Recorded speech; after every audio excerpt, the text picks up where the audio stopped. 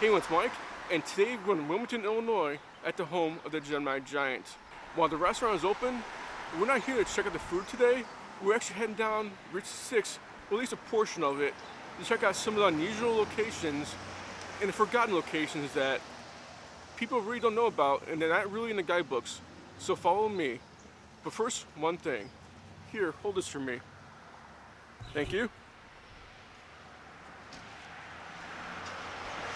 There we go, much better. So let's go. Well, what's taking you so long? Come on. Okay, so our first stop is not too far from the Gemini Giant, actually. We're parked over here at the Nellie's Restaurant and going to historic Wilmington and show a building that people drive past on when driving down Route 66, but just keep on going because there is no sign for it. So let's check it out. So the first building we're gonna look at here is actually the Eagle Hotel. It's that white building behind me over my shoulder. It was actually founded in 1837, and Route 66 goes right past it, and people just keep on going and not realize, hey, there's a historic hotel that was here before Route 66 was even here. And it's hard to tell what could have gone on in the hotel. You know, it's abandoned now, I believe. There's nothing inside. It's closed, it's locked up. But sure wish I could go inside there and check it out, because I'm sure it's got a lot of stories to tell. Another hidden item in Wilmington, Illinois is this huge mural for Route 66.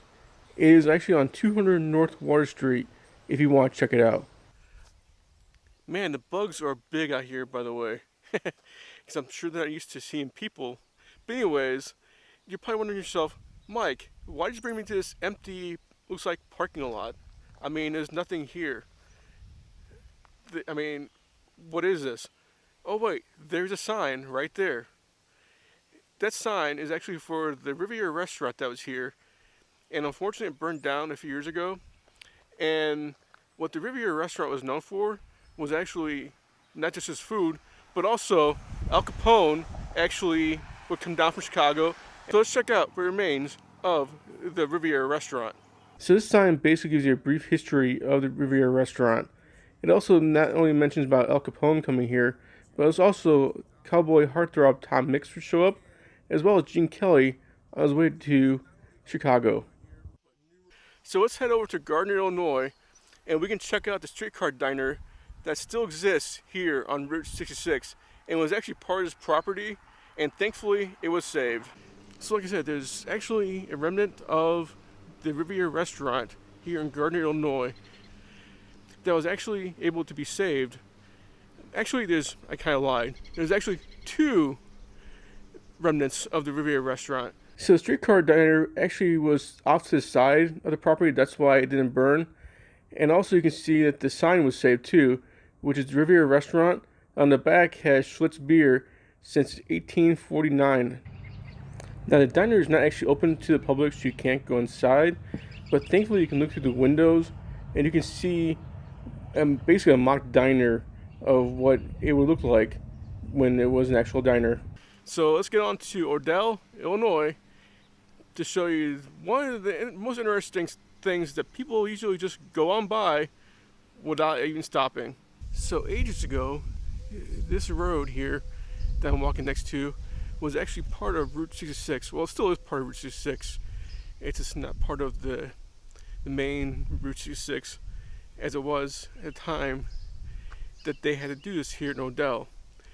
And now what I'm talking about is, here in Odell, you know, you have the service station that people always go to, but there's one thing that people always skip over and miss. So I'm going to show you that here in a second. And what I refer to actually involves this church. So what's happening is when people were going down Route 66, they're going through small towns, speeding on through, and of course people in those towns had to adapt. And so what they did was they came up with something that's actually quite ingenious. So like I said, it actually involved this church behind me, and people were getting upset that they couldn't go to church on time because traffic was crazy going through the little community. And so what they did was they came up with what they call is the subway. It's actually a set of stairs that goes underneath Route 66 so people can get to church. says the remains of the tunnel system that they had. And it's kind of neat that they left it here so people can see it as part of the history. I just kind of wish you could go underneath and come out the other side over there by the church. But unfortunately, you cannot go down inside.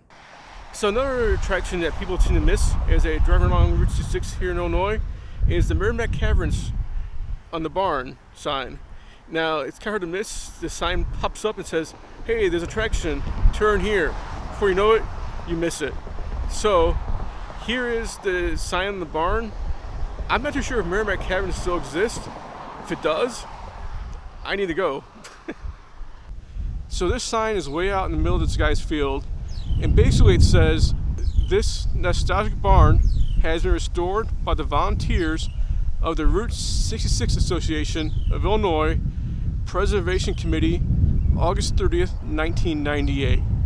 So if you go over here, you can see the barn way out in the distance there. I believe that's coordinates on the bottom. I'm not 100% sure. I can't read them anymore because the stuff's growing over it. But that is pretty cool. You know, that was basically an advertisement that for the caverns along Route 6, and people would say, hey, we should go there. And maybe one day I will too. So I want to thank you for watching. Be sure to like and subscribe, and I'll see you guys later on down the road.